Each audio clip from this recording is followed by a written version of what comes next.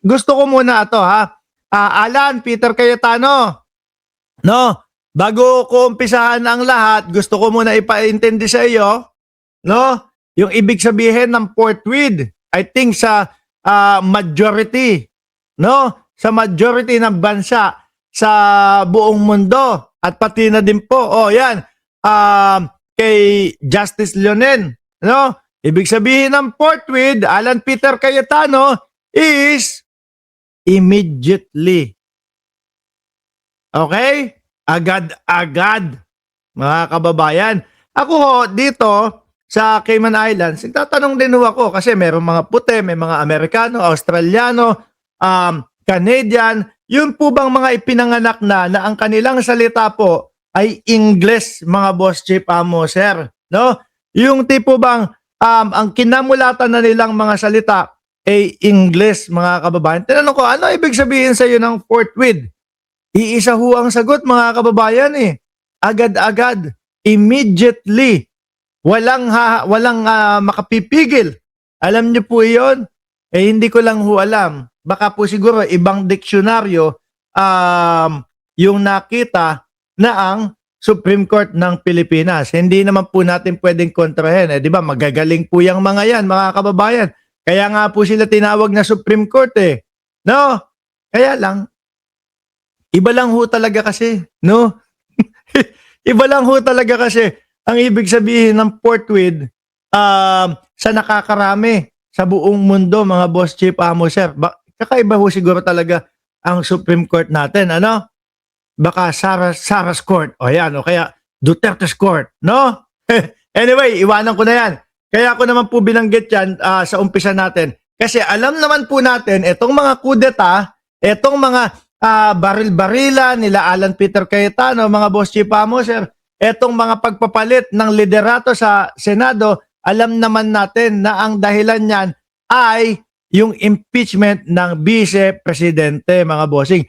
Nung unang impeachment pa lang ho, nung nakaraang taon, halata na sila dyan eh. Si Alan Peter Cayetano nga yung yung nag-remand nung unang impeachment. Ibig sabihin, ibalik sa Kongreso yung article of impeachment. At ayun, hanggang sa pagbalik sa Senado, archive na ang kinalabasan. Kaya alam na natin kung bakit nila pilit pinalitan po si Tito Soto. Dahil kay Tito Soto, ang ibig sabihin po ng fourth with ay the following day. Agad-agad, kinabukasan, immediate. Okay? O game. Ito na nga yan ho, mga bossing. Ipipresenta ko na po sa inyo. Wala pong iba kundi si vlogger Cayetano. So far po, kamusta ang inyong... Vlogger na ho ang datingan nitong si Senator Alan Peter Cayetano, mga kababayan. Ano?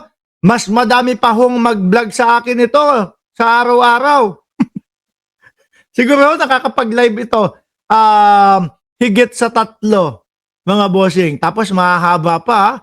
Ako isang beses lang akong mag-live eh. Tapos isang beses, tapos isang oras. Pagka nakikita ko yung oras, 1 hour na. Okay na, batche na ako. No, naipaliwanag ko na sa inyo.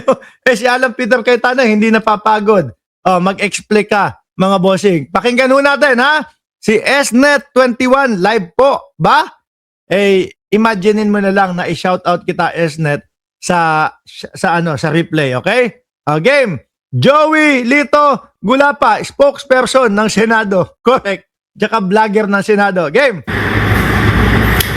Praise God for this opportunity na Ayip. Yan ang mga gusto ko dito sa mga ito. Praise God agad. Una, gamit ng Diyos agad. Game. Sige, banat. kwentuhan tayo this afternoon. So far po, kamusta ang inyong weekend, Facebook family? So it's been an... Masama. Dahil sa mga ipinipilit ninyo na gawa-gawa ng mga barilan dyan. No?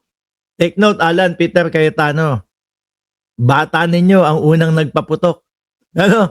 Bata ninyo ang unang nagpaputok. Alan Peter Cayetano. At saka ho, mga kababayan, meron pa pala, kasi habang nagpapaantok ako, iniisip ko no? Paano kaya kung gumanti talaga ng putok yung NBI, mga bossing?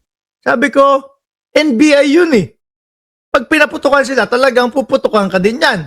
Di ba? Pagka iniyumang sa iyo, yung baril at sa iyo, ikaw ang gusto ratratin, talagang re-rest back sa iyo yan. Wala din pala yung naratibo nila na bumalik ng putok ang NBI, mga kababayan. Kasi halata naman, doon po sa mga tagos ng bala o kita doon sa pagpapaputok na umamin si Ablaska o kung ano mang hinayupak na pangalan niyan, patungo, no? Sa baba o patungo doon sa mga NBI agent. Ano gagawin mo kung ikaw ang puputukan? Di ba? Kung lang kung totoo yung sinasabi nila, yung naratibo nila na bumalik ng putok ang NBI.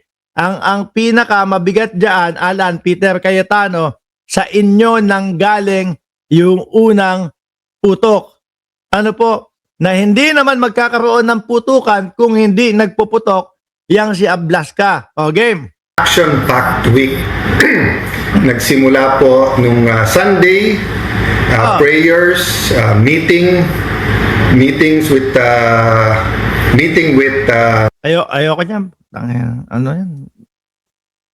Politika, tapos gamit Diyos. din po natin doon na yung spiritual lens o yung sinasabi po natin, usapan natin sa pitong yan, Ihiwalay natin yan. Diyos ko, kayo talaga mga politiko.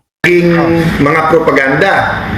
For example, paulit-ulit na sinabi na kaya nagkaroon ng leadership change para pigilan yung impeachment. Sakto-sakto naman kasi, boss. Ano pa sasabihin mo pa dyan? Ano pa idadahilan mo pa dyan? Ano pa itatanggi mo pa dyan?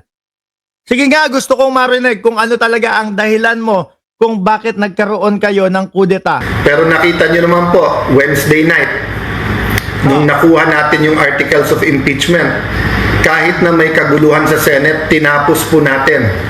Nung tinanong Ang tanong dyan, pagkatapos nyong kuhain, ano ang magiging kilos ninyo? Ano ang gagawin ninyo? Oo, nandyan na yung pakitang tao na si Jinggoy Estrada, binabasa na yung article of impeachment. Nandyan na yung pakitang tao na tinanggap kahit may putukan daw mga kababayan, na sila lang yung hindi takot. Di ba? Nandyan na tayo. Okay, fine. Ano ang magiging kilos ninyo pagtanggap? Kaya Chis Escudero tinanggap din eh. O, di ba? Tapos ano ginawa? Pinatulog ng 2 buwan. Pagkatapos ng 2 buwan na pagpapatulog, humirit pa ng 1 linggo. Hindi daw nila alam pa kung ano gagamitin. Pagkatapos ng 1 linggo, kung ano-ano na, biglang niremand mo. Tapos pagbalik, biglang archive naman. Kung paano nyo lalaruin yung impeachment.